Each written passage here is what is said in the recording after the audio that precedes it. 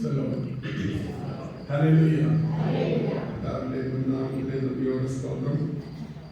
ബഹുമാനപ്പെട്ട അച്ഛന്മാരെ, സ്നേഹമുള്ള സഹോദരങ്ങളെ, സ്നേഹമുള്ള കുഞ്ഞുങ്ങളെ, എല്ലാവർക്കും വീണ്ടും യേശുക്രിസ്തുവിന്റെ നാമത്തിൽ സ്നേഹവന്ദനങ്ങൾ അറിയിക്കുന്നു.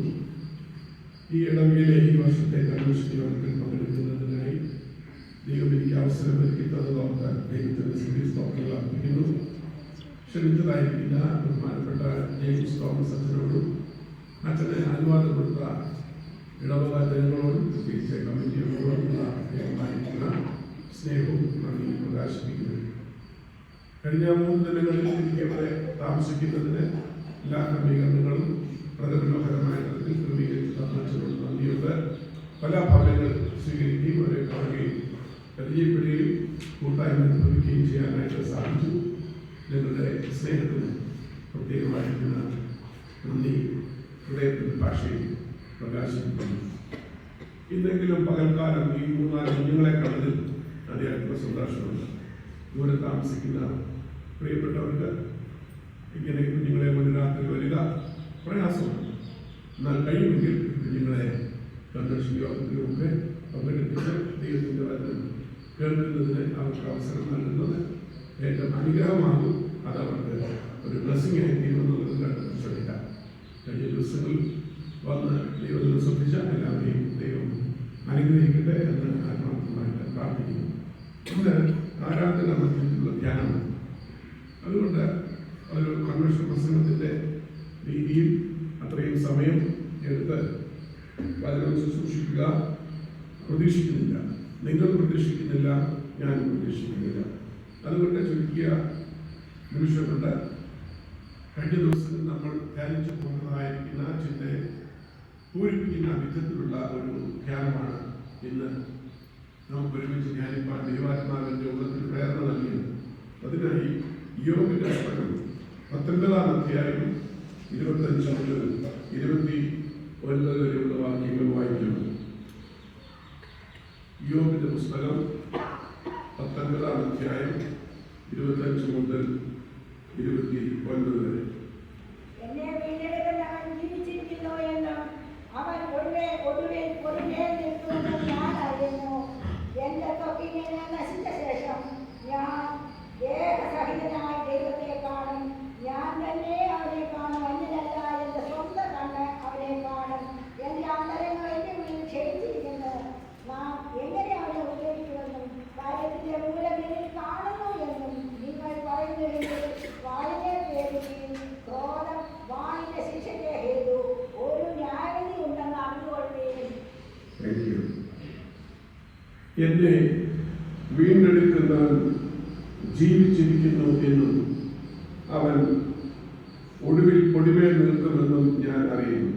എന്റെ ത്വക്ക് ഇങ്ങനെ നശിച്ച ശേഷം ഞാൻ ദേഹസഹിതനായി ദൈവത്തെ കാണും. എന്റെ കണ്ണുകൊണ്ട് തന്നെ ഞാൻ അവനെ കാണും. പ്രാർത്ഥിക്കും. പിതാവേ, സ്വന്തം അങ്ങയുടെ സന്നിധിയിൽ ആരാധിപ്പാൻ നിങ്ങളെ ഒരുമിച്ച് കൂട്ടിവരുത്തി സാഹചര്യങ്ങൾ അനുകൂലമാക്കി തന്നു. ആരോഗ്യത്തോടുകൂടി അങ്ങയുടെ മക്കളെ ഇവിടെ കൂട്ടിവരുത്തതിനാൽ സ്തോത്രം. ഈ ഇടവക ഇപ്രകാരം രൂപപ്പെടുന്നതിന് ഇതിന്റെ മുന്നിൽ പ്രവർത്തിച്ച എല്ലാ പ്രിയപ്പെട്ടവരെയും ഞങ്ങൾ ഓർക്കുന്നു. ആദ്യകാലങ്ങളിലൊക്കെ വളരെ പ്രയാസങ്ങളും പ്രതിസന്ധികളൊക്കെ അഭിമുഖീകരിച്ചപ്പോൾ പ്രിയന്റെ പ്രത്യേകമായ സഹായം കൂടെ ഉണ്ടായിരുന്നു. പിന്മാറി പോകാതെ നല്ല ധൈര്യത്തോടെ ഈ പ്രദേശത്ത് ഇപ്രകാരം മനോഹരമായിരിക്കുന്ന ആരെയും ചമപ്പാൻ പിതാക്കന്മാർക്ക് കൃപ നൽകിയതിനാൽ സ്തോത്രം. ഇന്ന് ആരാധിക്കാൻ ഒരുമിച്ച് ഇവിടെയുള്ള പ്രിയപ്പെട്ടവർക്ക് വേണ്ടി പ്രത്യേകം സ്തോത്രം ചെയ്യുന്നു. അവരുടെ കൂട്ടായ പരിശ്രമം ഈ പ്രദേശത്ത് സുവിശേഷത്തിന്റെ സാക്ഷ്യം വഹിക്കുന്നതിന് മുഖാന്തരമാക്കി തീർക്കണമെന്ന് പ്രത്യേകം ഞങ്ങൾ പ്രാർത്ഥിക്കുന്നു. ഞങ്ങൾ ഒരുമിച്ചുള്ള ആരാധന ഞങ്ങളുടെ ആത്മീയ ജീവിതത്തിന്റെ പുതുക്കത്തിന് ശക്തി ലഭിക്കുന്നതിന് ഞങ്ങളുടെ സാക്ഷ്യത്തിന് കുറച്ചുകൂടെ ഉന്മേഷത്തോടെ മുന്നേറുന്നതിന് ഞങ്ങളുടെ പ്രത്യാശ ഉൾപ്പെടെ പുതുക്കുന്നതിന് ഇടയാക്കളോട് പ്രത്യേകം പ്രാർത്ഥിക്കുന്നു. അതിനെ കൊണ്ട് അങ്ങയുടെ ശുശ്രൂഷിപ്പാൻ ഇന്ന് പകൽക്കാലം ഏഴെയും ശക്തിപ്പെടുത്തണമേ. ദൈവം വ്യാപരിക്കണമേ. ദൈവ വചനത്തിന്റെ ശക്തി ഇന്ന് ഇവിടെ വെളിപ്പെടുവാൻ ഇടവരുത്തണമേ.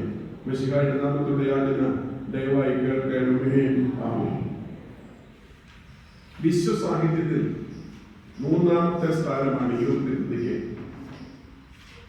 ഷേക്സ്പിയർ, ദസ്തയേവ്സ്കി, അതിനുശേഷം ഇയ്യോബിന്റെ കൃതി ആരാണോ വിധിച്ച് അദ്ദേഹത്തിനാണ് മൂന്നാമത്തെ സ്ഥാനം.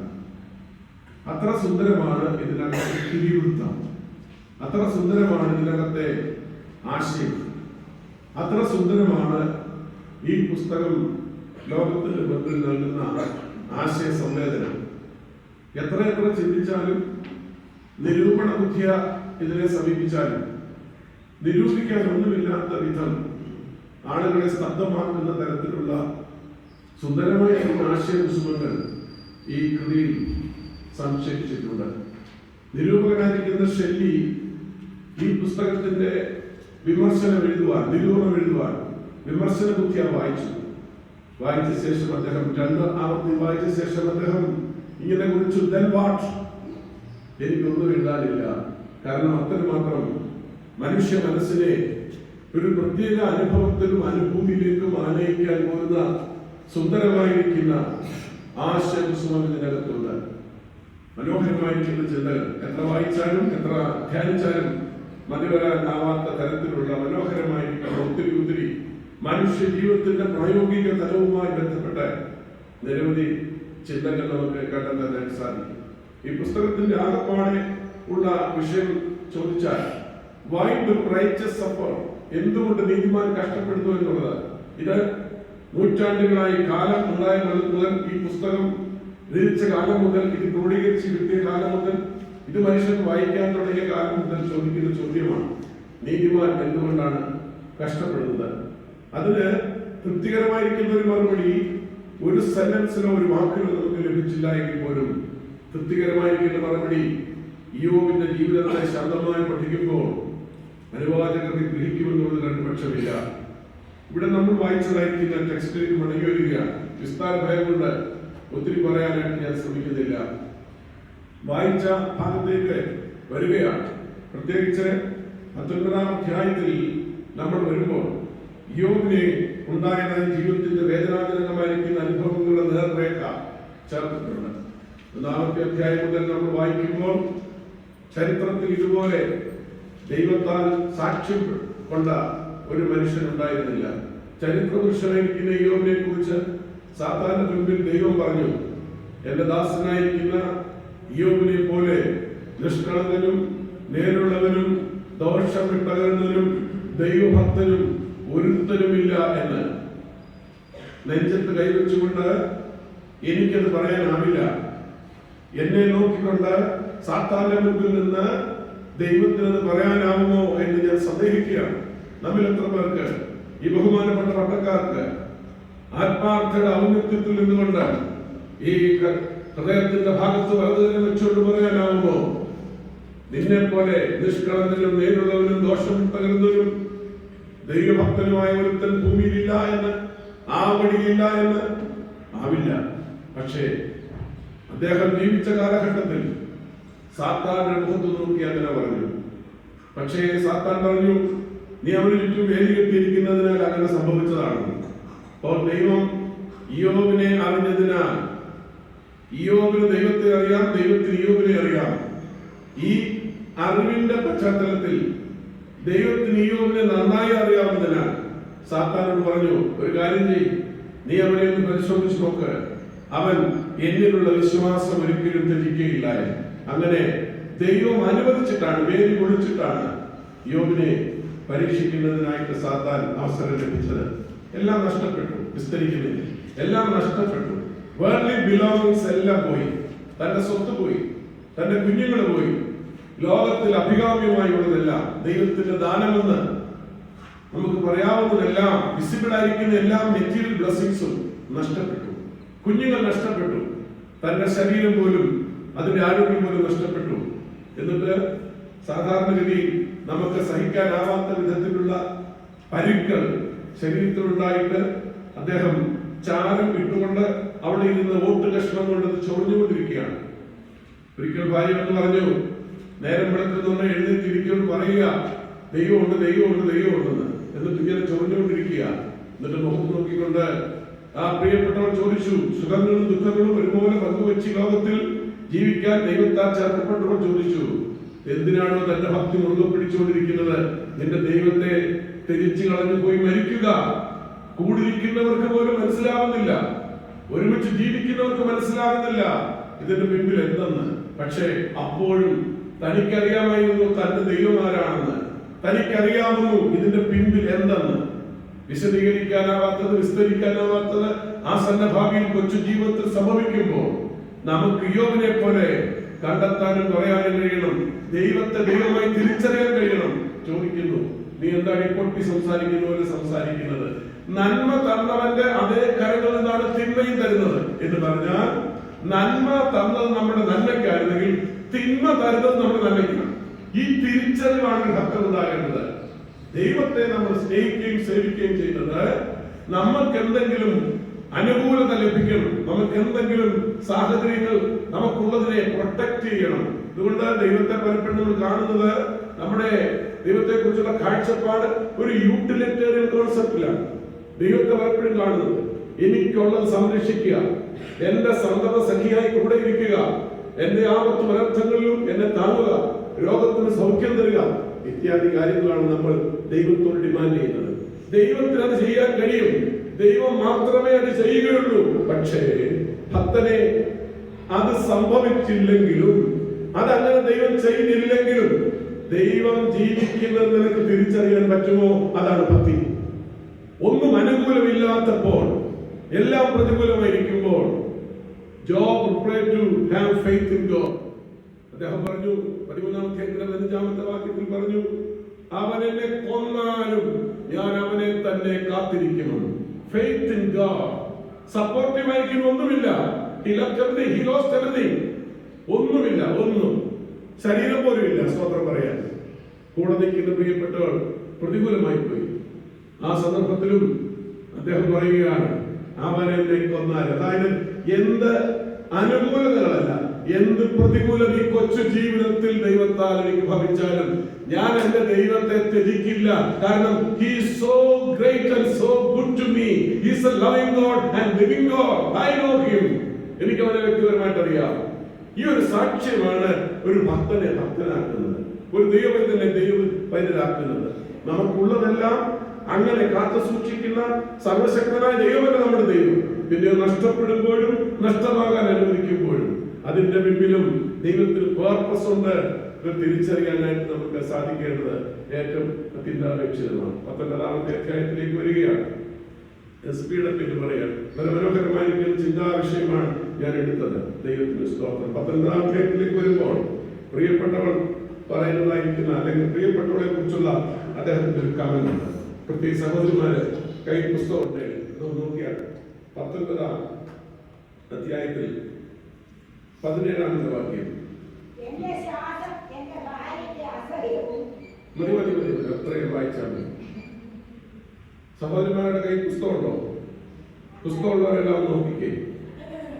ഇയ്യോബ് പറയുകയാണ്, എന്റെ ശ്വാസം എന്താണ് കുർബാന ചൊല്ലിക്കഴിഞ്ഞ് അങ്ങോട്ട് വീട്ടിലോട്ട് ചെല്ലുമ്പോ കുഞ്ഞോട് വെച്ചോ പറയുന്നിരിക്കട്ടെ, എന്താ പറയുന്നു? അദ്ദേഹത്തിന്റെ ശ്വാസം എനിക്ക് അസഹ്യമാണെന്ന് പറഞ്ഞിരിക്കട്ടെ. എന്തായിരിക്കും അച്ഛന്റെ മനോഭാവം? എന്തായിരിക്കും? ഇനി അങ്ങനെ പറഞ്ഞാൽ ഈ സ്ത്രീ ആരായിരിക്കും? 10 കുഞ്ഞുങ്ങൾക്ക് ജന്മം നൽകിയ സ്ത്രീ. അവിടെ ഇപ്പൊ പറയുകയാണ്, നിന്റെ ശ്വാസം എനിക്ക് അസഹ്യമാണെന്ന്. ഇത്രയുള്ള ബന്ധങ്ങൾ ഭൂമിയിൽ.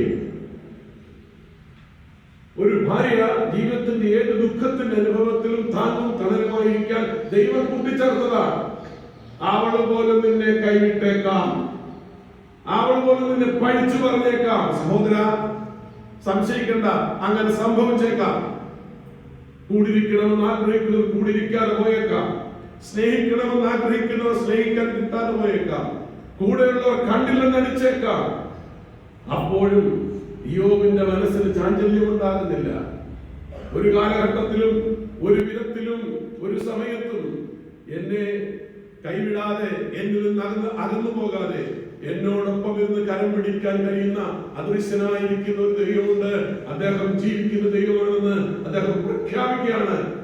ആ 19-ാം അധ്യായം മുഴുവനായിട്ട് വായിക്കുമ്പോൾ പിള്ളേര് നിരസിക്കുന്നു, ദാസന്മാര് അദ്ദേഹത്തെ അനുസരിക്കുന്നില്ല ഇത്യാദി അദ്ദേഹത്തിന്റെ എക്സ്പീരിയൻസ് മുഴുവൻ അങ്ങോട്ട് പറയുകയാണ്. അങ്ങനെയുള്ളൊരു ഈ ശാരീരികവും മാനസികവുമായിരിക്കുന്ന ഒരു സമ്മർദ്ദത്തിന്റെയും പ്രത്യേകമായിരിക്കുന്ന ഒരു അനുഭവത്തിന്റെയും നടുവിലാണ് ഇപ്പോൾ യോബായിരിക്കുന്നത്. സമ്പന്നനായ, ഭക്തനായ,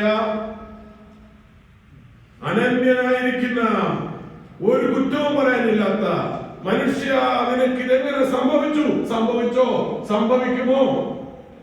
യോബിന് സംഭവിച്ചുവെങ്കിൽ നമുക്ക് സംഭവിക്കാൻ സാധ്യതയുണ്ട് ഈ ലോകത്തിൽ. 2026 അജ്ഞാതമായ നാളുകളിൽ എന്തൊക്കെ ഈ കൊച്ചു ജീവിതത്തിൽ സംഭവിക്കുന്നുള്ളതിന് നമുക്കൊരു ഉറപ്പുമില്ല. സംഭവിച്ചേക്കാം. യോബിനേക്കാൾ നമ്മൾ ആരും വിശുദ്ധരല്ല. സംഭവിച്ചേക്കാം. സംഭവിക്കുമ്പോഴും ദൈവത്തെ കുറിച്ചുള്ള നിങ്ങളുടെ അറിവും, ദൈവത്തിലുള്ള നിങ്ങളുടെ പ്രതിബദ്ധതയും, ദൈവത്തിലുള്ള നിങ്ങളുടെ ആശ്രയവും, ദൈവത്തിലുള്ള നിങ്ങളുടെ വിധേയത്വവും ഒട്ടും കുറയാൻ പാടില്ല. അവൻ എനിക്ക് എന്തനുവദിച്ചാലും എന്റെ ദൈവം ജീവിക്കുന്നു എന്ന് പറയാൻ തക്കവണ്ണം നമ്മുടെ ആത്മജീവിതം പാകപ്പെടണം.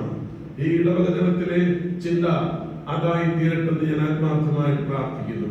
പ്രിയപ്പെട്ട സഹോദരങ്ങളെ, എല്ലാം നഷ്ടപ്പെട്ട് നഷ്ടത്തിന്റെ നടുവിൽ ആയിരിക്കുന്ന സന്ദർഭത്തിൽ അദ്ദേഹം പറയുന്നതായ അദ്ദേഹത്തിന്റെ പ്രത്യാശാപരമായിരിക്കുന്ന വാക്കുകളാണ് ഇന്ന് ചിന്തയ്ക്ക് ആധാരമായിട്ട് ഞാൻ വായിച്ചത്. എന്താണ് വായിച്ചത്?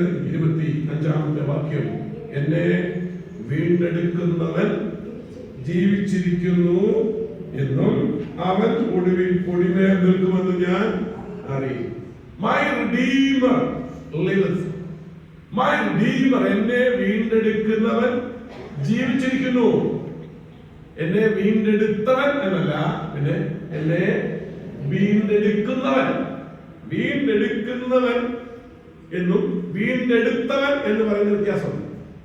ഇന്നലകളുടെ വീണ്ടെടുപ്പിന്റെ സന്തോഷം, വീണ്ടെടുപ്പിന്റെ അനുഭവം ആസ്വദിക്കുമ്പോൾ അവിടെ കൊണ്ട് അവസാനിക്കേണ്ടതല്ല വീണ്ടെടുപ്പിന്റെ പ്രക്രിയ. വീണ്ടെടുപ്പിന്റെ പ്രക്രിയ ചരിത്രത്തിൽ തുടരേണ്ടതാണ്. പ്രിയന്റെ മടങ്ങിവരവ് വരെയും പ്രിയനെ മുഖാമുഖമായി കാണുന്നത് വരെയും ആ വീണ്ടെടുപ്പിന്റെ പ്രക്രിയ ചരിത്രത്തിൽ തുറന്നുകൊണ്ടിരിക്കും. അല്ലെങ്കിൽ രക്ഷയുടെ അനുഭവം ഓരോ ദിവസം കഴിയുന്നതും വളർന്നുകൊണ്ടേയിരിക്കണം. രക്ഷിക്കപ്പെട്ട ദൈവവൈതൽ ഒരിടം കൊണ്ട് അവസാനിപ്പിക്കുന്നതല്ല. ഇന്നലെ ഞാൻ രക്ഷിക്കപ്പെട്ടു, പക്ഷെ ഇന്ന് ഞാൻ ആരാണ്? ആ രക്ഷയിൽ അനുദിനം വളർന്നു വരണം. ആ അനുദിന വളർച്ചയിൽ എന്നെ സപ്പോർട്ട് ചെയ്യുവാൻ എന്റെ ദൈവം ഇന്നും കർമ്മനിരതനാണ്. എന്റെ ദൈവം ഇന്നും ജീവിക്കുന്നുണ്ട്. He lives and he loves. അവൻ ജീവിക്കുന്നു, അവൻ സ്നേഹിക്കുന്നു. ഈ രണ്ട് കാര്യങ്ങൾ നിങ്ങൾ ഇന്ന് ഓർക്കണം. ജീവിതത്തിന്റെ ശിഷ്ടയായുസ്സിൽ കൂടിയിരിക്കണമെന്ന് ആഗ്രഹിക്കുന്നവർ കൂടെ ഇല്ലാതെ പോയേക്കാം, അപ്രതീക്ഷിതമായി നഷ്ടപ്പെട്ടേക്കാം. അപ്പോഴും he lives, അവൻ ജീവിക്കുന്നു, and he loves, അവൻ സ്നേഹിക്കുന്നു. ഈ ഒരു വലിയ ചിന്ത യോബിന്റെ പുസ്തകം വായിക്കുമ്പോൾ നമുക്ക് നൽകുന്നതായിരിക്കുന്ന ചിന്തയാണ്. ദൈവത്തിന്റെ സ്തോത്രം. വീണ്ടെടുപ്പിന്റെ വഴിയിൽ കൂടെ ചരിച്ച് ഓരോ ദിവസവും രക്ഷയുടെ പ്രോഗ്രസീവ് ഗ്രോത്തിൽ, അതായത് പരിശുദ്ധാത്മാവിന്റെ നിറവിൽ, പരിശുദ്ധാത്മാവിന്റെ ആലോചന പ്രകാരം രക്ഷയുടെ അനുഭവത്തിൽ വളർന്ന് വളർന്ന് വളർന്ന് മുന്നോട്ട് യാത്ര ചെയ്യാം. റോമാലേഖനത്തിലെ പൗലോസ് അപ്പോസ്തലന്റെ ദൈവശാസ്ത്ര വീക്ഷണമനുസരിച്ച് വിശുദ്ധിയിൽ ഓരോ ദിവസവും വളർന്നുകൊണ്ടിരിക്കുകയാണ്. രക്ഷിക്കപ്പെട്ട് വിശ്വാസത്താൽ നീതീകരിക്കപ്പെട്ട ശേഷം ദൈവകൃപയിൽ പ്രവേശിച്ച് ദൈവയുടെ പാരമ്യത്തിലേക്ക് പ്രിയന്റെ മടങ്ങിവരവിൽ ഈ ശരീരത്തിന്റെ വീണ്ടെടുപ്പ് പ്രാപിക്കുന്നത് വരെ രക്ഷയുടെ വഴിയിൽ ചലിച്ചുകൊണ്ടേയിരിക്കുകയാണ്. ഓരോ ദിവസവും day by day, moment by moment ഈ വീണ്ടെടുപ്പിന്റെ വളർച്ചയിലായിരിക്കണം നമ്മൾ. എന്നെ വീണ്ടെടുക്കുന്നവൻ, വീണ്ടെടുത്തവൻ അല്ല, എന്നെ വീണ്ടെടുക്കുന്നവൻ. ഒരിക്കൽ ഞാൻ ഈ വീണ്ടെടുപ്പിന്റെ സന്തോഷം അനുഭവിച്ചു, പക്ഷേ അത് പൂർത്തിയായില്ല. അതിന്റെ പൂർത്തീകരണത്തിനുള്ള യാത്രയിലാണ് നാം. രക്ഷിക്കപ്പെട്ട ദൈവത്തിന്റെ മക്കളെ, അങ്ങനെയാണ് നമ്മൾ രക്ഷിക്കപ്പെട്ടു. രക്ഷയുടെ അനുഭവത്തിൽ ദിനംതോറും നമ്മൾ വളർന്നുകൊണ്ടിരിക്കുകയാണ്. ഇന്നലെ അനുഭവമുണ്ട് രക്ഷയ്ക്ക്. Freedom from the penalty of sin. പാപത്തിന്റെ ശിക്ഷയുള്ള വിടുതൽ നമുക്ക് ലഭിച്ചു കഴിഞ്ഞപ്പോൾ അതിന് രക്ഷയുടേതായിരിക്കുന്ന ഒരു പാസ്റ്റ് എക്സ്പീരിയൻസ് ഉണ്ട്. കൃപയാ ഞാൻ വീണ്ടെടുക്കപ്പെട്ടിരിക്കുന്നു. ദൈവത്തിന് സ്തോത്രം. 2, freedom from the power of sin, പാപത്തിന്റെ ശക്തിയിൽ നിന്നുള്ള വിടുതൽ. അത് പ്രോഗ്രസീവായി ഓരോ ദിവസവും ലോകത്തിൽ ജീവിക്കുമ്പോൾ പാപത്തിന്റെ പോരാട്ടം, പാപത്തിൻ്റെതായിരിക്കുന്ന ഭയങ്കര വെല്ലുവിളികൾ സംഭവിക്കുമ്പോൾ ആത്മമുദ്രയാൽ, ആത്മപ്രേരണയാൽ, ആത്മാവിന്റെ ശക്തിയാൽ അതിനോട് ജയിച്ച് ജയിച്ച് ജയിച്ച് പ്രിയന്റെ മുഖത്തെ നോക്കിക്കൊണ്ട് യാത്ര ചെയ്യുക. അപ്പോഴാണ് നമ്മൾ പാടുന്നത്, തേജസ്സിൽ യേശുവിന്റെ പൊന്മുഖം ഞാൻ ഇപ്പൊ കാണുന്നുണ്ട്, ആ പൊന്മുഖന ശോഭ കണ്ട് നിത്യത പങ്കുവയ്ക്കാനുള്ള യാത്രയിലാണ് നാം. സാത്താനെ നിനക്ക് എന്നെ തോൽപ്പിക്കാനാവില്ല. പരിശുദ്ധാത്മാവിന്റെ ശക്തിയാൽ നിറയപ്പെട്ട് ഭൂമിയിൽ യാത്ര ചെയ്ത് മുന്നോട്ട് പോവുകയാണ്. എന്നെ വീണ്ടെടുക്കുന്നവൻ ജീവിച്ചിരിക്കുന്നു. മറ്റൊന്ന്, അവൻ ഒരു നാൾ പൊടിമേൽ നിൽക്കുമെന്ന് ഞാൻ അറിയുന്നു. അതായത് അവൻ പൊടിമേൽ എന്നതിന് കൊടുത്തിരിക്കുന്ന ശരിയായിരിക്കുന്ന വ്യാഖ്യാനം, അവൻ ഒരു നാൾ ഭൂമിയുടെ മേൽ നിൽക്കും എന്ന് അറിയുന്നു. ഇത് പുതിയ നിയമ ക്രിസ്ത്യാനികളുടെ, പുതിയ നിയമ വിശ്വാസികളുടെ ക്രിസ്തുവിന്റെ പുനരാഗമനത്തോട് ബന്ധപ്പെട്ട മനോഹരമായിരിക്കുന്ന ചിന്തയെ സാധൂകരിക്കുന്ന ഒരു വിഷയമാണ്. എല്ലാവരും മരണത്തോട് ബന്ധപ്പെട്ട് പള്ളിയിൽ വെച്ച് ശുശ്രൂഷ നടക്കുമ്പോൾ വായിക്കുന്ന ഒരു ഭാഗമുണ്ട്, തെസ്സലോനിക്ക ലേഖനം. 1 തെസ്സലോനിക്ക 4-ാം അധ്യായത്തിന്റെ 13 മുതൽ 17 വരെയുള്ള വാക്യങ്ങൾ വായിക്കുന്നുണ്ട്. എന്താണ് നാം വായിക്കുന്നത്? കർത്താവ് താൻ ഗംഭീരനാഥത്തോടും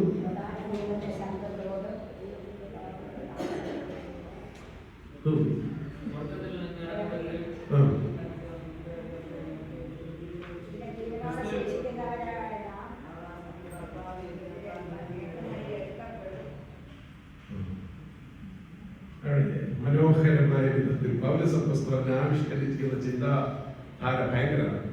കർത്താവ് ഗംഭീരനാഥത്തോടും പ്രധാനമന്ത്രി ശബ്ദത്തോടും ദൈവത്തിന്റെ കാഹളത്തോടും കൂടെ ഇറങ്ങി വരും. കർത്താവ് ഇറങ്ങി വരും എന്ന് പറഞ്ഞാൽ മതിയായിരുന്നു അല്ലേ? പക്ഷെ അങ്ങനെയല്ല പറഞ്ഞിരിക്കുന്നത്. വേദപുസ്തകത്തിൽ ഉപയോഗിച്ചിരിക്കുന്ന ഉപമ ഞാൻ പറഞ്ഞ പോലെ ഉപമകൾക്കെല്ലാം അതിന്റെ അർത്ഥമുണ്ട്. ഉപയോഗിച്ചിരിക്കുന്ന എല്ലാ തരത്തിലുള്ള വാക്കുകൾക്കും അർത്ഥമുണ്ട്. എങ്ങനെ വരുന്ന രേഖപ്പെടുത്തിയിരിക്കുന്നത്? ഗംഭീര നാദത്തോടും പിന്നെ പ്രധാന ദൂതന്റെ ശബ്ദത്തോടും ദൈവത്തിന്റെ ആരാധനത്തോടും അർത്ഥമുണ്ടോ ഇതിന്?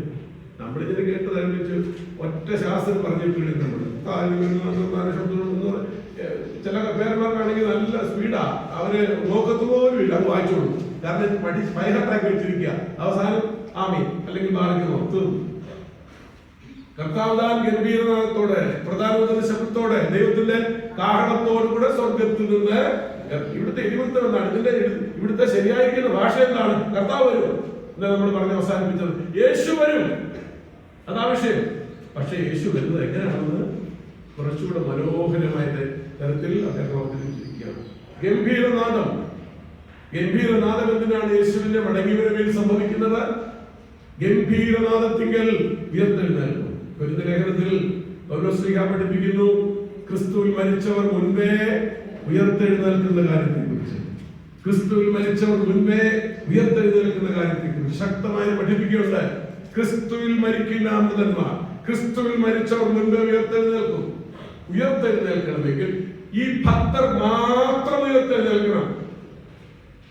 ഈ ഭക്തർ മാത്രം ഉയർത്തെഴുന്നേൽക്കണം. ക്രിസ്തുവിന്റെ വരവിങ്കൽ, ക്രിസ്തുവിന്റെ വരവിങ്കൽ ക്രിസ്തുവിൽ ജനിച്ച്, ക്രിസ്തുവിൽ ജീവിച്ച്, ക്രിസ്തുവിൽ മരിച്ച് അടക്കപ്പെട്ട വിശുദ്ധർ മാത്രം ഉയർത്തെഴുന്നേൽക്കും. ഉയർത്തെഴുന്നേൽക്കണം. എഴുന്നേൽക്കണമെങ്കിൽ ഗംഭീരനാദം പുറപ്പെടുവിക്കണം. അത് മനസ്സിലായോ? ഒരിക്കൽ ലാസറിന്റെ കല്ലറയ്ക്കൽ ചെന്നു. മരിച്ച അനേകരുടെ ശവകുടീരങ്ങളുള്ളിടത്ത് അരുമനാഥൻ ചെന്നിട്ട് എഴുന്നേക്കാന്ന് പറഞ്ഞിരുന്നേ അവിടെ ഉള്ളത് മുഴുവൻ എഴുന്നേറ്റ്. പക്ഷേ പേര് വിളിച്ചു, ലാസറേ പുറത്തു വരിക. അർത്ഥം ലാസർ മാത്രമേ പുറത്തു വരാൻ പറ്റൂ. അങ്ങനെ ക്രിസ്തുവിൽ മരിച്ച വിശുദ്ധർ മാത്രം ഉയർത്തെഴുന്നേൽക്കണമെന്നുള്ളത് ഈ പുസ്തകത്തിന്റെ ശക്തമായി പഠിപ്പിക്കുകയാൽ അങ്ങനെയുള്ളവർ മാത്രം എഴുന്നേൽക്കാൻ ഗംഭീരനാദത്തോടുകൂടെ, കർത്താവിന്റെ ഗംഭീരനാദത്തോടുകൂടെ പേരെടുത്ത് വിളിച്ചു പറഞ്ഞുകൊണ്ട് ക്രിസ്തുവിൽ മരിച്ച വിശുദ്ധന്മാർ ഒരുമിച്ച് ഉയർത്തെഴുന്നേൽക്കുന്ന ഒരു അനുഭവമുണ്ട്. അരുമനാഥന്റെ മടങ്ങി വരവിൽ ക്രിസ്തു ഗംഭീരനാദത്തോടെ വരുമ്പോൾ ഈ കല്ലറയിൽ അടക്കപ്പെടുന്നവൻ യേശുവിനോട് കൂടെ ചേർന്ന്, യേശുവിൽ ജനിച്ച്, യേശുവിനോട് ചേർന്ന് ജീവിച്ച്, യേശുവിൽ മരിച്ചടക്കപ്പെട്ടിരിക്കുന്ന വിശുദ്ധ മുൻപേ ഉയർത്തെഴുന്നേൽക്കും. അടുത്തത് കർത്താവ് താൻ ഗംഭീരനാഥത്തോട് പ്രധാന ദൂതന്റെ ശബ്ദം. എന്തിനീ കർത്താവിന് വരണമെങ്കിൽ പ്രധാന ദൂതന്റെ ശബ്ദം? ആരാണ് പ്രധാന ദൂതൻ? പ്രധാന ദൂതൻ മീഖായേൽ. ഈ യേശുവിന്റെ മടങ്ങി വരും മീഖായേൽ തമ്മിൽ എന്താ? മീഖായേൽ ഈ രക്ഷിക്കപ്പെട്ട ദൈവമക്കൾ രക്ഷയുടെ അനുഭവത്തിൽ വന്ന ശേഷവും സാത്താൻ ഒരു ക്ലെയിം ഉണ്ട് ഇവന്റെ മേൽ. ആരുടെ മേൽ? രക്ഷിക്കപ്പെട്ടത്. അതല്ലേ പുറകെ നടക്കുന്നേ. നമുക്ക് പോരാട്ടം ഉണ്ടെന്ന് പൗലോസ് പറയുന്നത് അതുകൊണ്ടാണ്. നമ്മൾ രക്ഷയുടെ അനുഭവത്തിലേക്ക് പ്രവേശിച്ചു കഴിയുമ്പോൾ എങ്ങനെയും പിടിച്ച് നമ്മളെ തിരിച്ചു കൊണ്ടുപോകാൻ വേണ്ടി നമ്മുടെ പുറകെ ഇദ്ദേഹം ഉണ്ടായിരിക്കും, മിസ്റ്റർ സാത്താൻ. പ്രലോഭനങ്ങൾ എന്നുകൊണ്ട് നമ്മുടെ ടേസ്റ്റ് അനുസരിച്ച് എങ്ങനെ ഇവരെ വശീകരിച്ചെടുക്കാമെന്ന് നമ്മളെക്കാട്ട് നല്ലവണ്ണം അവനറിയാം. എങ്ങനെയാണ് നമ്മൾ, എവിടെയാണ് നമ്മൾ വീഴുന്നതെന്ന് സാത്താൻ നല്ലവണ്ണം അറിയാം. നമ്മൾ നമ്മളെ അറിയുന്നതിനേക്കാൾ സാത്താൻ നമ്മളെ അറിയാം. അതുകൊണ്ട് he knows how to attack, when to attack, where to attack. അത് ഇങ്ങനെ കുറേ നടക്കുകയാണ്. അപ്പൊ നമ്മളങ്ങനെ രക്ഷപ്പെടുന്നത്, സാത്താനെ പോക നീ എന്നെ തോൽപ്പിക്കുവാൻ സാധ്യമാകില്ലൊരു നാളിലും. ദൈവമേൽ ആശ്രയിച്ചുകൊണ്ട് ആത്മധർമ്മോടുകൂടെ പറയപ്പെടാം, നിനക്ക് എന്നെ തോൽപ്പിക്കാൻ പറ്റത്തില്ല. പരിശുദ്ധാത്മാവ് ഞാൻ സീൽ ചെയ്തിട്ടിരിക്കാം. പരിശുദ്ധാത്മാവിനെ സീൽ ചെയ്തിട്ടുണ്ടോ? രക്ഷിക്കപ്പെട്ട ദൈവജനത്തെ സീൽ ചെയ്തിട്ടുണ്ടോ പരിശുദ്ധാത്മാവിനാൽ? അങ്ങനെ ഒരു വാക്യമുണ്ട്, എഫേസ്യ ലേഖനം 4-ാം വാക്യം. ദൈവത്തിന്റെ പരിശുദ്ധാത്മാവിനെ ദുഃഖിപ്പിക്കുന്നത് അവനാണല്ലോ നിങ്ങൾക്ക് വീണ്ടെടുപ്പ് നാളിനായി മുദ്രയിട്ടിരിക്കുന്നത്. You are sealed by the Holy Spirit. പരിശുദ്ധാത്മാവിനാൽ മുദ്രയിട്ടിരിക്കുക. ആ മുദ്രയിട്ടവരെ ഒന്നും സാത്താൻ ചെയ്യാൻ പറ്റില്ല. ഈ സാത്താൻ ദൈവമക്കൾ ഉയർത്തെഴുന്നേറ്റ് കഴിയുമ്പോൾ ലാസ്റ്റ് ക്ലെയിമുമായിട്ട് വരും. ഇതേ എന്റെ, ഇതേ എന്റെ, ഇതേ എന്റെയാണ്. കുഞ്ഞോട് വെച്ചപ്പോഴെടുത്തത്, വേറെ ആരുടെ പേര് പറയുന്നില്ല. കുഞ്ഞോട് വെച്ചപ്പോഴെടുത്ത് പറയും, നീ അവിടെയൊക്കെ ആയിരുന്നു, ഇവിടെ അച്ചട്ടികുളത്തിലൊക്കെ ആയിരുന്നു. അത് കഴിഞ്ഞപ്പോ കോന്നി പോയി, നീ എന്റെ ആയിരുന്നു, എന്റെ ആയിരുന്നു, എന്റെ. അപ്പോൾ സ്വത്ത് നയിക്കുന്നതാണ് മീഖായേലിനെ. നിങ്ങൾക്കറിയാമല്ലോ, വെളിപ്പാട് പുസ്തകത്തിന്റെ ചരിത്രമൊക്കെ അറിയാമല്ലോ. സാത്താൻ ഭയങ്കര പേടിയുള്ള ഒരു ഏഞ്ചലാണ് മീഖായേൽ. മീഖായേൽ പടവെട്ടി അവരെ തോൽപ്പിച്ച ചരിത്ര പുസ്തകത്തിൽ രേഖപ്പെടുത്തിയിട്ടുണ്ട്. ഞാൻ ഈ റഫറൻസ് ഒന്നും എടുക്കാത്തത് ഇതിന്റെ ഉള്ളിൽ സമയത്തുള്ളിൽ നിൽക്കുന്നതുകൊണ്ടാണ്. അപ്പോൾ സാത്താന്റെ അവസാനത്തെ അവകാശവാദത്തെ ഇല്ലാതാക്കാൻ, അവിടുന്ന് മോചനം കിട്ടുവാൻ, ഇപ്പോൾ ഗംഭീരനാമത്തോടുകൂടെ രക്ഷിക്കപ്പെട്ട വിശുദ്ധന്മാർ ഉയർത്തെഴുന്നേറ്റു. സാത്താന്റെ അവസാനത്തെ അവകാശവാദത്തിൽ നിന്നും അവരെ മോചിപ്പിച്ചു. മൂന്നാമതായിട്ട് പറഞ്ഞിരിക്കുന്നത് ദൈവത്തിന്റെ കാഹളം എന്നതാണ്. ദൈവത്തിന്റെ കാഹളം, അല്ലെ കാഹളം മുഴങ്ങുമ്പോൾ, കാഹളത്തിന്റെ ശബ്ദം മുഴങ്ങി കേൾക്കുമ്പോൾ, പല വിധത്തിലുള്ള കാഹളങ്ങൾ മുഴങ്ങുമ്പോൾ പ്രത്യേകമായി പല കാര്യങ്ങൾ നടക്കണം. അതിലൊന്ന് പാളയം പുറപ്പെടണം എന്നുള്ളതാണ്. പുരോഹിതനാട്ടുകൊണ്ടുള്ള കാഹളം മുഴക്കുമ്പോൾ പാളയം പുറപ്പെടണം. തമ്പടിച്ചിരിക്കുകയാണ് ഇസ്രായേൽ ജനം. അവിടുന്ന് പുറപ്പെടണമെങ്കിൽ പുരോഹിതൻ കാഹളം മുഴക്കണം. അതുപോലെ ദൈവത്തിന്റെ കാഹളം മുഴക്കുമ്പോൾ ജീവിച്ചിരിക്കുന്ന ഗണത്തിൽ രൂപാന്തരപ്പെടാൻ ഒരു കൂട്ടം ആളുകളുണ്ട്. അവരുടെ രൂപാന്തരം സംഭവിക്കുന്ന സമയമാണ്. അങ്ങനെ ഒരുമിച്ച് ആകാശമേഘങ്ങളിൽ കർത്താവിനെ എതിരേൽക്കാൻ എടുക്കപ്പെടുന്നതിനെ കുറിച്ചുള്ള ചിത്രമാണ് പൗലോസ് അപ്പോസ്തലൻ തെസ്സലോനിക്ക സഭയോട് വിശദീകരിക്കുന്നത്. ഇപ്പൊ നിങ്ങൾക്ക് മനസ്സിലായോ? കർത്താവ് താൻ ഗംഭീരനാഥത്തോടും പ്രധാനത്തിന്റെ ശബ്ദത്തോടും ദൈവത്തിന്റെ കാഹളത്തോടും കൂടെ സ്വർഗത്തിൽ നിന്ന് ഇറങ്ങി വരികയും ക്രിസ്തുവിൽ മരിച്ചവർ മുൻപേ ഉയർത്തെഴുന്നേൽക്കുകയും പിന്നെ ജീവനോടെ ശേഷിക്കുന്ന നാം അവരോട് ഒരുമിച്ച് രൂപാന്തരപ്പെട്ട് ആകാശ മേഘങ്ങളിൽ കർത്താവിനെ എതിരേൽപ്പാൻ എടുക്കപ്പെടും. മേഘങ്ങളിൽ എടുക്കപ്പെടും. മേഘത്തിലല്ല, മേഘങ്ങളിൽ എന്നാണ്. മക്കളെ, നിങ്ങൾ പഠിച്ചിട്ടുണ്ടോ? മേഘങ്ങളെ കുറിച്ച് ഒരു പഠനശാലയുണ്ട്. മേഘങ്ങൾ, രണ്ടൊന്ന് മേഘങ്ങളുടെ പേര് പറയാമോ? Nimbus, cumulonimbus, stratus, cirrus, പ്ലാന്റോസ്. ഇതൊക്കെ മേഘങ്ങളെ കുറിച്ചുള്ള പഠനം. 6-7 ശാഖകളുണ്ട് മേഘങ്ങളെ കുറിച്ച്. ഇതിനകത്ത് ഏതിനകത്ത കാര്യം നമുക്ക് അറിഞ്ഞുകൂടാ. പക്ഷെ മേഘങ്ങളിൽ എടുക്കപ്പെടുമെന്നാണ്. ആര്? നാം മേഘങ്ങളിൽ പ്രിയനായിരിക്കുന്ന കർത്താവ് വരുന്നതോ മേഘത്തിലായിരിക്കും. മേഘത്തിൽ അവൻ ഇറങ്ങി വരും. മേഘത്തിൽ നാം എടുക്കപ്പെടും. ശ്രദ്ധിച്ചു നോക്കിയാൽ മേഘത്തിൽ അവൻ ഇറങ്ങി വരും. മേഘത്തിൽ ഇറങ്ങി വരുമ്പോൾ കാന്ത മേഘങ്ങളിൽ എടുക്കപ്പെടും. Are you ready? മേഘങ്ങൾ എടുക്കപ്പെടാൻ ഇന്ന് പകൽക്കാലം അത് സംഭവിച്ചാൽ എനിക്ക് അതിനകത്ത് താല്പര്യമുണ്ടെന്ന്, എനിക്കതിനകത്ത് ഉറപ്പുണ്ടെന്ന് പറയാൻ എത്ര പേർക്ക് ധൈര്യമുണ്ടാകും? ഇന്നലെ ഞാൻ പറഞ്ഞ് അവസാനിപ്പിച്ചെടുത്ത് ചോദ്യം ചോദിക്കുകയാണ്. ഇന്നലെ ഞാൻ പറഞ്ഞ് അവസാനിപ്പിച്ചു. എന്താ പറഞ്ഞത്?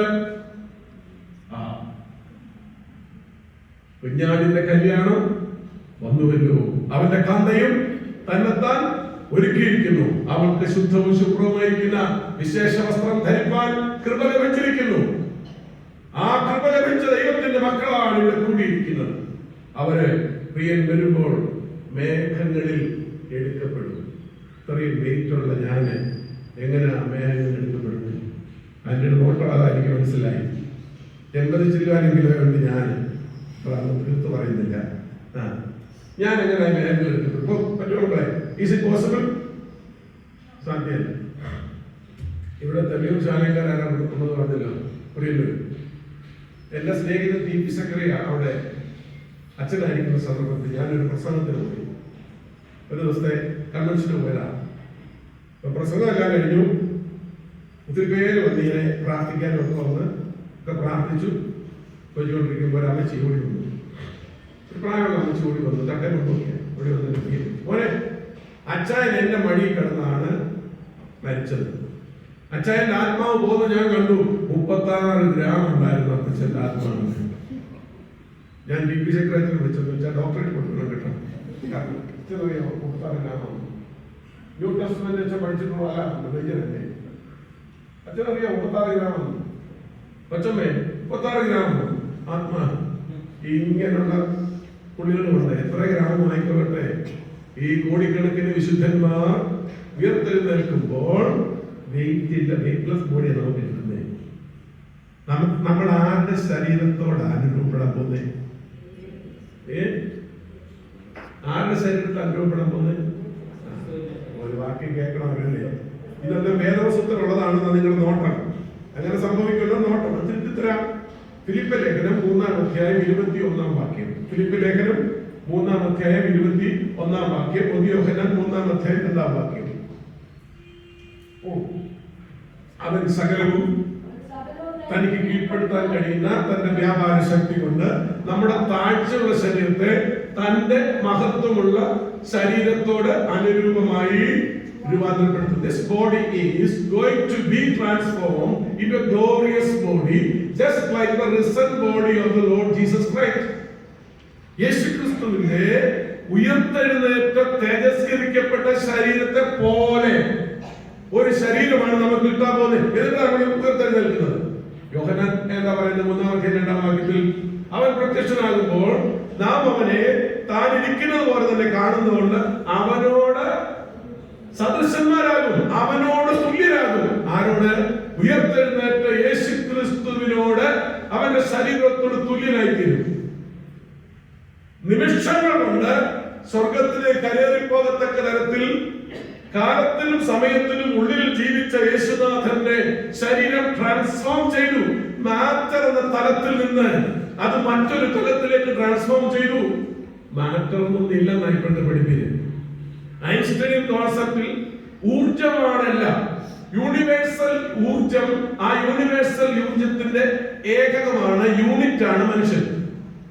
അധികം താമസിക്കാതെ നമ്മുടെ ശരീരം ഈ ലോകത്തിൽ നിന്ന് യാത്ര പറഞ്ഞു കഴിയുമ്പോൾ ഈ ഇൻഡിവിജ്വൽ എനർജി യൂണിവേഴ്സൽ എനർജിയോട് മേർജ് ചെയ്യും. ഇത് ശാസ്ത്രത്തിന്റെ പഠിപ്പിക്കുക. ഇതല്ലേ നമ്മൾ പഠിപ്പിക്കുന്നത്? ഇത് വേദോസ്തം പഠിപ്പിക്കുന്നത് തന്നെയാണ്. യേശു കർത്താവിന്റെ തേജസ്കരിക്കപ്പെട്ട ശരീരത്തെ പോലെ ഒരു ശരീരം നമ്മൾ പ്രാപിച്ചുകൊണ്ട് നിത്യതയിലോട്ട് നാം ഒത്തിച്ചേരുകയാണ്. ദൈവത്തിന് സ്തോത്രം. അധികം താമസിക്കാതെ അത് സംഭവിക്കും. അദ്ദേഹത്തിന് വലിയ പ്രതീക്ഷയുണ്ടായിരുന്നു. കാരണം എന്റെ ശരീരം ഇപ്പൊ പുഴുവരിച്ചിരിക്കുക, എന്റെ ശരീരം മണ്ണൊട്ട കൊടുത്തിരിക്കുകയാണ്, എന്റെ ശരീരത്തിന് ഒരു സ്വസ്ഥതയില്ല. ഇത് വെറും ഓട്ട് കഷ്ണമായിരിക്കുന്നു, വെറും സ്കെൽറ്റൻ മാത്രമേ ഉള്ളൂ. പക്ഷെ ഈ ശരീരം ഉണ്ടല്ലോ, ഇത് രൂപാന്തരപ്പെടും. ദൈവമക്കളെ, ഈ ശരീരം രൂപാന്തരപ്പെടും. ഈ രോഗമുള്ള ശരീരം മാറും. ഒരു പുതു ശരീരം നമുക്ക് ലഭിക്കും. ആ പുതു ശരീരം ലഭിച്ച ഞാൻ എന്റെ സ്വന്തം കണ്ണുകൊണ്ട് എന്റെ പ്രിയനെ കാണും. എഴുതിട്ടുണ്ടോ? യെസ്, സ്വന്തം കണ്ണുകൊണ്ട് നാം നമ്മുടെ പ്രിയനെ കാണും. ഇപ്പോൾ കണ്ണാടിയിൽ കടമൊഴിയായി കാണുന്നു. ഒരിക്കൽ നാം അവനെ എങ്ങനെ കാണും? നേരിട്ട് കാണും. അങ്ങനെ ഒരു പാട്ടുണ്ട്, അറിയാം, കേട്ടിട്ടുണ്ട്. കണ്ടിടും കണ്ടിടും പ്രിയനെ ഞാൻ കണ്ടിടും, അന്യനല്ല സ്വന്തം കണ്ണാൽ തന്റെ മുഖം കണ്ടിടും.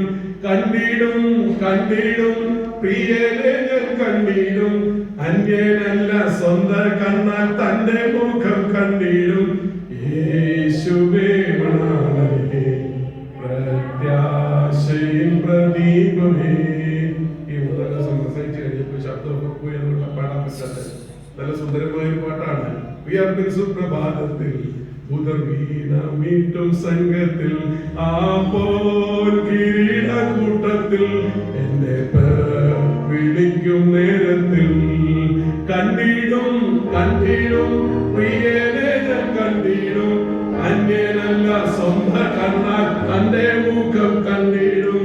കണ്ടിടും കണ്ടിടും പ്രിയനെ ഞാൻ കണ്ടിടും, അന്യനല്ല തന്റെ മുഖം കണ്ടിടും. യേശുവേ മണാളനേ പ്രത്യാശയിൻ പ്രദീപമേ. അതെ, കുറച്ചുപേർക്കെങ്കിലും അറിയാം. എന്റെ സ്വന്തം കണ്ണുകൊണ്ട് ഞാൻ എന്റെ പ്രിയനെ കാണും. ആരുടെ പ്രത്യാശയാണ്? മുഴുവലിച്ച് മൺകട്ട എടുത്ത് എല്ലാവരും ത്യജിക്കപ്പെട്ട് ആദരണീയോഗ്യക്ഷേമ ഒന്നും ലോകത്തിൽ ഇല്ലാതെ നിരസിക്കപ്പെട്ട മുഴുവൻ എല്ലാ സ്ഥാനമാനങ്ങളും തിരസ്കരിക്കപ്പെട്ട് ഭൂമിയിൽ ഐഡന്റിറ്റി ഇല്ലാതെ ഈ സഹോദരന്മാരും വേലക്കാരും പോലും നിരസിച്ച് മാറ്റി നിർത്തിയിരിക്കുന്ന ഒരു മനുഷ്യൻ പറയുകയാണ്, എനിക്കൊരു പ്രത്യാശയുണ്ട്. I'm going to see my Lord with my own eyes. നിങ്ങൾക്ക് ഇപ്പൊ എന്നെ കാണാൻ എന്റെ പ്രത്യാശ നിങ്ങൾക്ക് മനസ്സിലാവില്ല. അതെ, ഇതൊരു ഭ്രാന്ത പ്രത്യാശയാണ്. നമ്മൾ അറിയാം, യെസ്, ഞാൻ എന്റെ പ്രിയനെ കാണും. ഉറപ്പാണ്, ഞാൻ എന്റെ പ്രിയനെ കാണും. ഞങ്ങൾ കാണുമെന്നല്ല, ഭാര്യയുടെ കാര്യമൊന്നുമില്ല, ഞാൻ കാണും. ഈ ഉറപ്പ് ഇന്ന് പകൽ ഇവിടെ കൂടിയിരിക്കുന്ന എല്ലാ പ്രിയപ്പെട്ട ദൈവമക്കളും ഓരോരുത്തരായി എടുക്കണം. ഞാൻ എന്റെ പ്രിയനെ കാണും. ആ വാക്യം എന്താണ്? എന്റെ സ്വന്തം കണ്ണുകൊണ്ട് ഞാൻ എന്റെ പ്രിയനെ കാണും. ആ പ്രത്യാശയോടെ ലോകത്തിൽ ജീവിക്കുന്ന തന്റെ മക്കളെ തന്നരികിൽ ചേർക്കുവാനാണ് അനുമനാഥനായിരിക്കുന്ന കർത്താവ് മേഘത്തിൽ പ്രത്യക്ഷപ്പെടുന്നത്. അങ്ങനെ ഈ യോബിന്റെ പ്രത്യാശ എന്റെ നിങ്ങളുടെയും ജീവിതത്തിൽ അന്വർത്ഥമാക്കി നമ്മുടെ പ്രതിഷ്ഠ പുതുക്കി ഈ കൺവെൻഷന്റെ സമാപന ദിനത്തിൽ 26ാം വർഷത്തിൽ നിങ്ങൾ ഇടവദിനം ആചരിക്കുമ്പോൾ ഈ പ്രദേശത്തുള്ള ആവടിയിലുള്ള ദൈവമക്കൾ ഒരുമിച്ച് പറയുകയാണ്, കർത്താവേ, നിന്റെ മഹത്വം പ്രത്യക്ഷതയില്ല. ഞങ്ങൾ ഒരുമിച്ച് ഞങ്ങൾക്ക് വാങ്ങിപ്പോയിരിക്കുന്ന വിശുദ്ധരും ഇന്നിവിടെ കൂടിയിരിക്കുന്ന നാമും രൂപാന്തരപ്പെട്ട ശരീരത്തോടുകൂടെ ഉയർത്തെഴുന്നേറ്റ് തേജസ്കരിക്കപ്പെട്ട ശരീരത്തോടുകൂടെ ഞങ്ങളുടെ പ്രിയനെ കാണും. Hallelujah, hallelujah. കുർബാനയിലേക്ക് സ്തോത്രം പറയുന്നത് യാതൊരു വിരോധമില്ല. Hallelujah, hallelujah. പിതാക്കന്മാര് പാടി ഏത് പാട്ടാ? തേജസ്സിൽ യേശുവിൻ പൊന്മുഖം ഞാൻ കാണും. ഒരു കാലത്ത് കൈയടിച്ച് പാട്ടുപാടി ആത്മനൃത്തം ചെയ്തിട്ടുള്ള പാട്ടാണ് തേജസ്സിൽ യേശുവിൻ പൊന്മുഖം ഞാൻ കാണും. ആ പാട്ട് അന്നില്ലായിരുന്നല്ലേ യോബ് അത് പാടിയത്. വായിച്ച വാക്യം മനസ്സിൽ വരട്ടെ. പ്രസംഗം തുടങ്ങേണ്ട സമയമായിട്ടുള്ളൂ, പക്ഷെ അവസാനിപ്പിക്കാൻ നിർബന്ധിതനായി തീർന്നിരിക്കുന്നു. എനിക്കൊരു പ്രത്യാശയുണ്ട്. യോബ് പറയുകയാണ്, ആശാവഹമായ ഭൂമിയിൽ എനിക്കൊന്നുമില്ല. I lost everything. എന്റെ ഭാര്യ ഒഴികെ എനിക്കൊരു സംശയമുണ്ടായി. പലപ്പോഴും കൊച്ചു മനസ്സിലാകുന്നത് മക്കളെയൊക്കെ എടുത്തു. ഈ പുള്ളിക്കാരത്തിന്റെ വെച്ചത് വല്ല ഗുണമുണ്ടാകിയ ചെല്ല വെക്കേണ്ടത്. ഗുണമല്ല ഉണ്ടായ ആന്റി എല്ലാം ഉണ്ടായി. കട്ടനാർക്ക് കൊടുത്ത പിന്നെയും പറയും നീ എഴുന്നേറ്റ് പോയി ചാകാനായിട്ട്. ഇത് കാര്യമുണ്ടെന്നേ. നേരം വിളിക്കുന്നതന്നെ പുള്ളിക്കാരന് ഓട്ട് കഷ്ണം എന്ന് പറഞ്ഞാൽ അറിയാം. ഓട്ട് കഷ്ണം പറയും ഈ കലം മൺകലമൊക്കെ പൊട്ടുന്ന പറഞ്ഞാൽ ബാക്കി ചെറിയ ചീട് ശേഷിക്കത്തില്ലേ, അത് കയ്യിൽ എടുത്തുകൊണ്ട് ചിരണ്ടാൻ തുടങ്ങും. ഈ യോഗ ചിരണ്ടാൻ തുടങ്ങുന്നത് എവിടെ പറ്റത്തുള്ളൂ, ഇവിടൊക്കെ പറ്റത്തുള്ളൂ. ചിലടത്ത് എത്തത്തില്ല. അന്നേരമാണ് ദോശയ്ക്ക് മാവ് അവിടെ കരക്കി വെച്ചിരിക്കുമ്പോഴാണ് നിൽക്കുന്നത്. കുഞ്ഞോറിയാമ്മ ഇങ്ങോട്ട് വന്നേടി. എന്തിനാണ്? അവിടെ ദോശയ്ക്ക് മാവ് ഉടച്ചോണ്ടിരിക്കുക. അന്നേരം ഇങ്ങോട്ട് വന്നേടി. ഇതാണ് അവന്മാരെ കുറച്ചുനാളെ ചൊറിയും. അങ്ങളെ കുറച്ചുനാളെ ചൊറിയത്തുള്ളൂ. കാര്യം പറയും എഴുന്നേറ്റ് പോയി ചാടണമെന്ന് പറയും. അത്രയേ ഉള്ളൂ ഇവിടുത്തെ ഒക്കെ. അല്ലെങ്കിൽ ഇട്ടേ സ്ഥലം വിടും. പക്ഷേ എനിക്കറിയാം, എടി നീ പൊട്ടി സംസാരിക്കുന്നത് നീ എന്നെ തള്ളിപ്പറഞ്ഞാലും എന്നെ തള്ളിപ്പറയാത്ത ഒരുത്തൻ എനിക്കുണ്ട്. എന്നെ ഉപേക്ഷിക്കാത്ത ഒരുത്തനുണ്ട്. അവൻ ജീവിക്കുന്നു. Hallelujah, hallelujah. വിട്ടുപോവില്ലെന്ന് നമ്മൾ ആഗ്രഹിച്ചത് വിട്ടുപോകാൻ, നമ്മെ കാക്കാൻ പരിപാലിപ്പാൻ കരങ്ങൾ പിടിപ്പാൻ കഴിയുന്ന ഒരുത്തൻ ഇന്ന് ജീവിക്കുന്നു. അവരുടെ ജീവിതത്തിന്റെ ശിഷ്ടയായുസ് മുന്നോട്ട് നയിപ്പാൻ ദൈവകരങ്ങളിൽ നമുക്ക് സമർപ്പിക്കാം. ഞാൻ എന്റെ കണ്ണുകൊണ്ട് എന്റെ പ്രിയനെ കാണും. ഈ പ്രത്യാശയോടുകൂടെ ഈ പുതിയ വർഷത്തിൽ നമുക്ക് മുന്നോട്ട് ജീവിക്കാൻ സാധിക്കട്ടെ. അപ്രതീക്ഷിതമായത് സംഭവിച്ചേക്കാം, പ്രതീക്ഷിക്കുന്നത് സംഭവിക്കാതെ പോയേക്കാം. അപ്രതീക്ഷിതമായിട്ട് സംഭവിക്കുമ്പോഴും പ്രതീക്ഷിക്കുന്നത് സംഭവിക്കാതിരിക്കുമ്പോഴും എന്റെ ദൈവത്തിന് യാതൊരു മാറ്റമില്ല.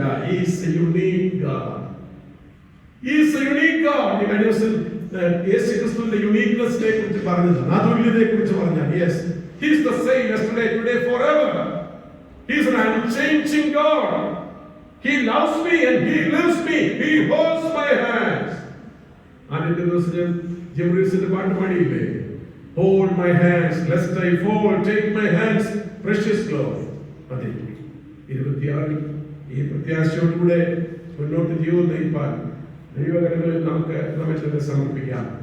ആരാധനയുടെ നടുവിൽ ആയിരുന്നാൽ ഞാൻ എഴുന്നേറ്റ് നിന്നുകൊണ്ട് സമർപ്പിക്കാൻ ആവശ്യപ്പെടുന്നില്ല. പക്ഷേ ഇരുന്നുകൊണ്ട് നമുക്കെല്ലാവർക്കും ഈ ധ്യാനം ഇവിടെ അവസാനിപ്പിക്കുമ്പോൾ ഞാൻ മുമ്പ് പാടിയിരിക്കുന്ന പാട്ട് ചിലർക്കറിയാം. കണ്ടിടും കണ്ടിടും പ്രിയനെ ഞാൻ കണ്ടിടും, അന്യനല്ല സ്വന്തം കണ്ണാൽ എന്റെ പൊന്മുഖൻ ഞാൻ കാണും. എന്റെ കൂടെ കാണണമെന്ന് ആഗ്രഹിക്കുന്നത് ചിലപ്പോൾ കാണത്തില്ല. യു എലോൺ, നിത്യത നീ ഒരിടത്ത് ഭാര്യ ഭർത്താവ് കാണുന്നില്ല, നീ തന്നെ. ഇൻഡിവിജ്വലി പറയാം, കണ്ടിടും കണ്ടിടും പ്രിയനെ ഞാൻ. ഞങ്ങളല്ല, ഞങ്ങളെന്നൊരു പരിപാടി ഇതിനകത്തില്ല. ഞാൻ, ഫെയ്ത്ത് ആൻഡ് ഫെയ്ത്ത് അലോൺ.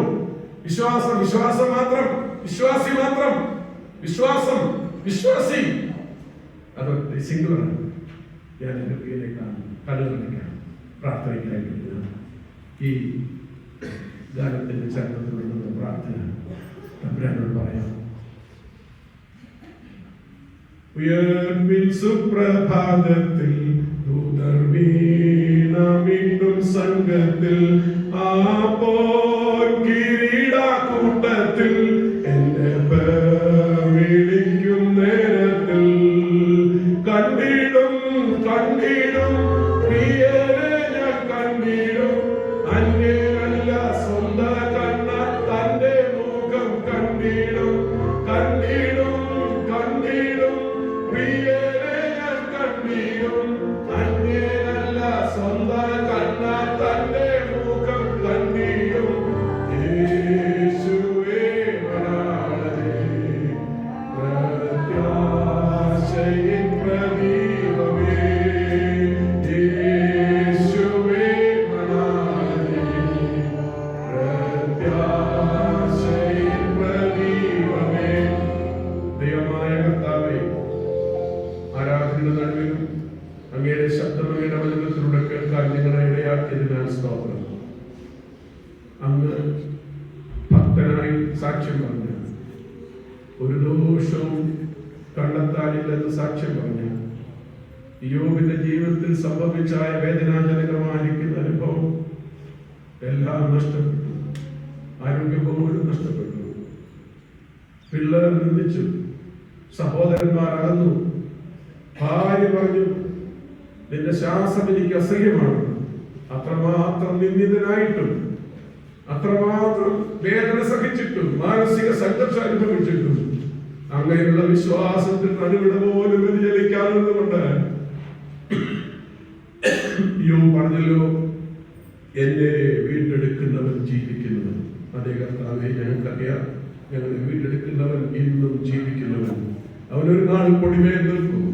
എന്റെ സ്വന്തം കണ്ടുകൊണ്ട് ഞാൻ അവനെ കാണും.